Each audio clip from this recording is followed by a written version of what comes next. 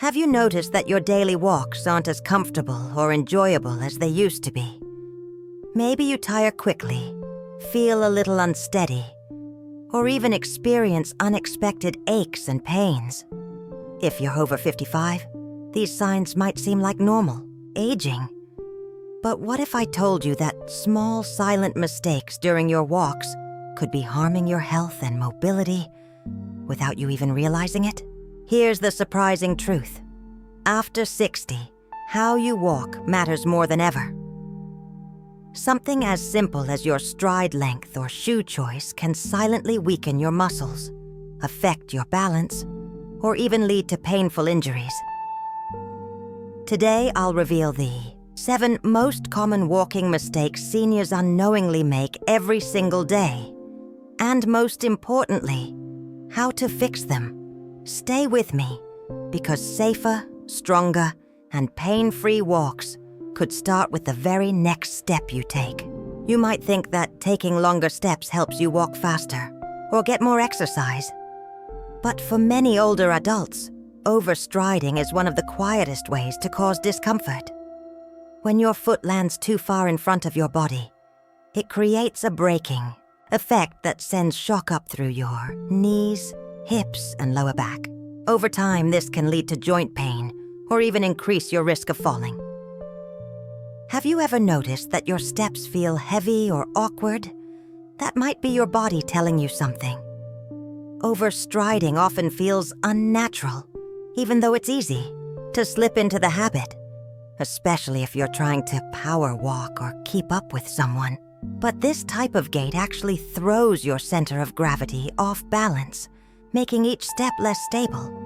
Instead, your focus should be on smooth, shorter steps that land more underneath your body than far out in front. This keeps your momentum moving forward naturally, with less jarring impact on your joints. It also helps you stay more upright, which is crucial for spine health and balance. A good way to tell if you're overstriding is to listen. Do your feet slap the ground loudly? That slapping sound means your foot is landing too hard, likely too far forward. Try walking on a quiet path and paying attention to the rhythm of your steps. Gentle, rhythmic steps are what you're aiming for. Correcting overstriding doesn't mean you need to walk slower. It means walking smarter. And the difference can be felt not just in your legs, but in your energy and confidence with every step you take. You might be surprised how much your shoes can affect the way you walk, especially as you age. Many people over 55 continue wearing shoes that are too worn out, too loose, or simply not designed for walking. And while they might feel comfortable at first, these choices can silently cause poor alignment, reduced support, and unnecessary strain on your joints. Think about it. Your feet are the foundation of every step you take. If that foundation is unstable, your ankles, knees, hips, and even your back have to compensate. Shoes with low arches, thin soles, or no cushioning can change the way your foot hits the ground. Over time, this can lead to discomfort or even chronic pain, especially in the knees or lower back. One common mistake is choosing soft slippers or old sneakers for daily walks.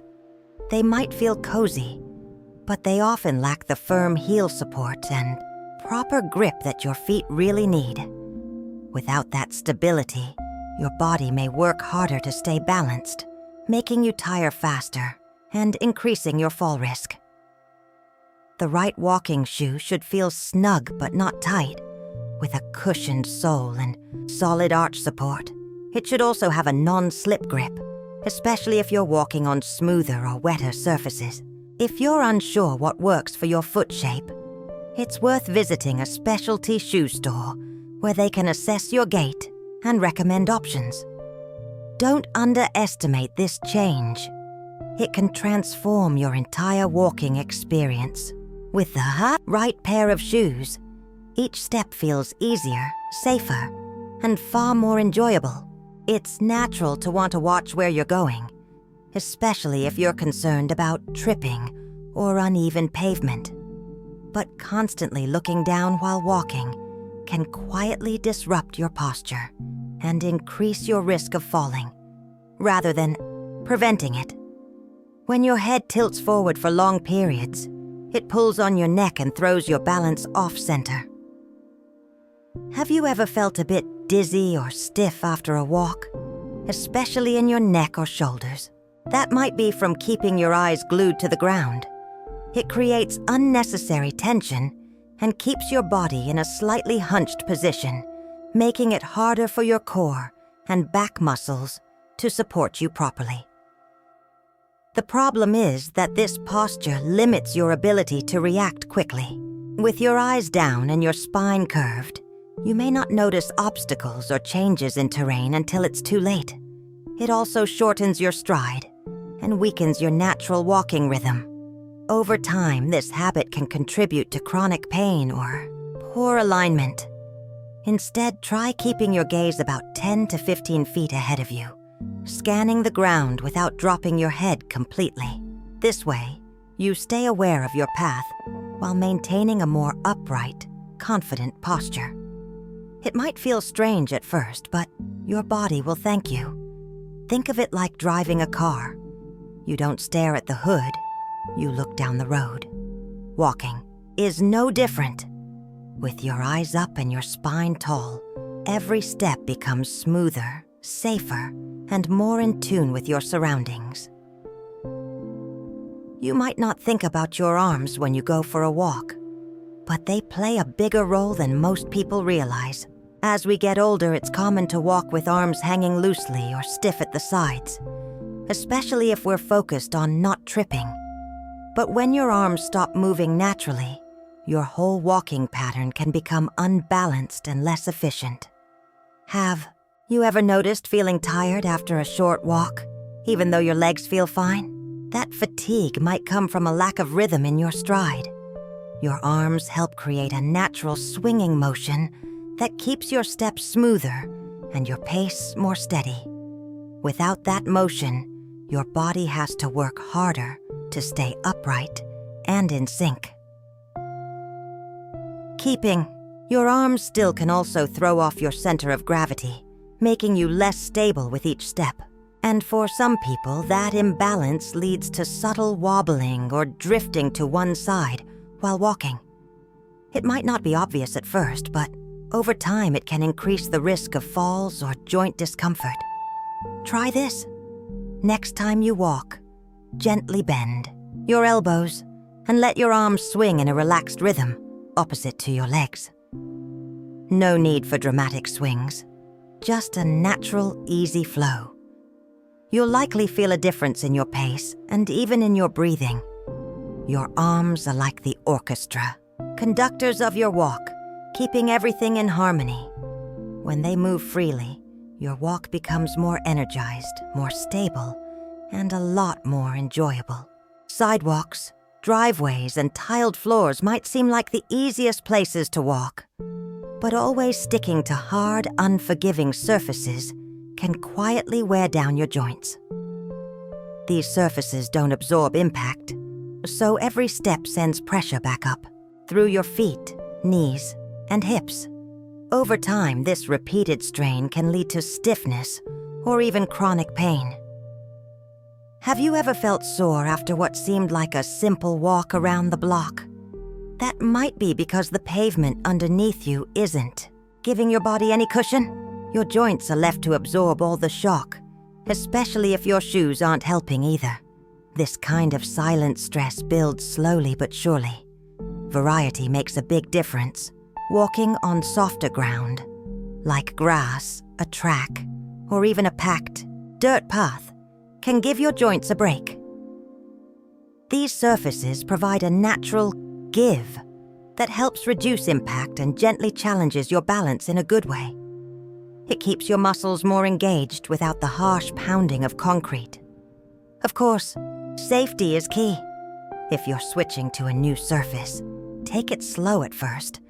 Make sure the path is even, and wear supportive shoes with good grip. If there's a nearby park or trail, it might be a great place to try a new walking routine and give your body something a little more forgiving. Mixing up where you walk can breathe new life into your daily strolls. Your joints will feel the difference. And your mind might enjoy the change of scenery too. You might not even notice it. But many people, especially when focused on walking safely, tend to hold their breath or breathe in quick, shallow bursts. It seems harmless, but this quiet habit limits the oxygen your muscles receive, making you feel tired faster and less steady on your feet. Think about the last time you walked up a slight hill or turned a corner quickly. Did you find yourself short of breath, even if it wasn't a long distance? That could be your body trying to compensate for limited airflow. Shallow breathing also tightens your chest and shoulders, adding tension where there should be relaxation.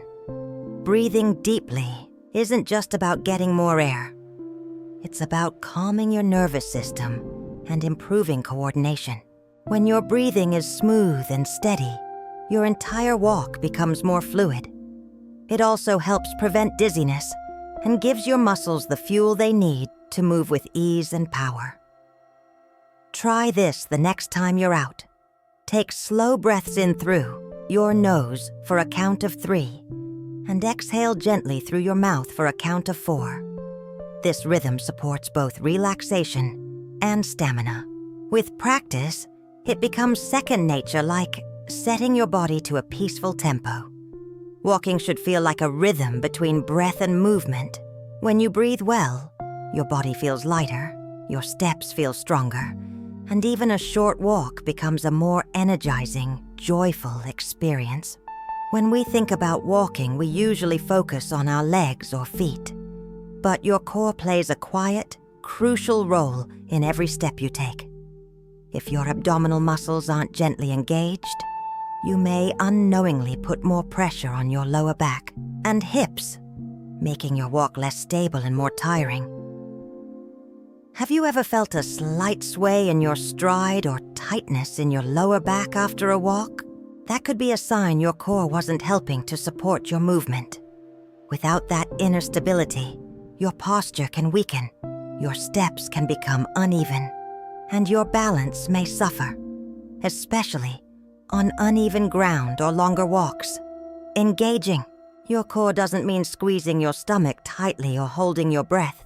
It's more like gently drawing your belly button inward, as if bracing slightly before a sneeze. This small action helps support your spine and improves your posture naturally. It also gives your legs a stronger base to work from. With your core involved, each movement becomes more efficient. You'll notice that your back feels better, your hips stay aligned, and even your breathing improves. It's a quiet shift, but it can make a big difference in how confident and steady you feel while walking. So next time you head out, take a moment to stand tall. Gently engage your core and let that strength guide your steps. It's a subtle habit, but one that can change the way your entire body moves through the world. Now that you know the silent mistakes, the good news is that small, mindful changes can make a world of difference. You don't need fancy equipment or a major routine overhaul. Just a few gentle adjustments can help you feel steadier, more energized, and even look forward to your daily walks again. Start by doing a short body check before each walk. Are your shoes supportive? Is your posture tall, with your gaze forward and arms moving naturally? These quick questions help set the tone for a walk that supports your whole body, not just your legs. A few minutes of warm-up stretches can also loosen stiff joints and activate your muscles. It also helps to vary your route from time to time. New paths, different surfaces, or even walking at different times of day can keep your body and mind engaged. These small shifts reduce boredom, keep your brain active, and may even spark more enjoyment from something as simple as a morning stroll. And don't forget the social side. Walking with a friend, family member, or even in a local group can make the experience more uplifting and motivating. Talking while walking is not just fun. It naturally encourages better breathing, pace, and posture too. Walking is one of the simplest ways to stay healthy as we age. But how we walk truly matters. So take that next step with intention, with care, and with the confidence that every little improvement is a gift to your body and your independence. If any of this spoke to you, if you've noticed these habits in your own walk, don't keep it to yourself. Share this video with someone you care about who also loves to walk, or maybe needs a little encouragement to get moving again. And tell me in the comments, where do you like to walk, and how old are you? I'd love to know who's out there, walking this path with us. If this helped you even a little, hit that subscribe button so you never miss another tip. Your next step could be the one that changes everything.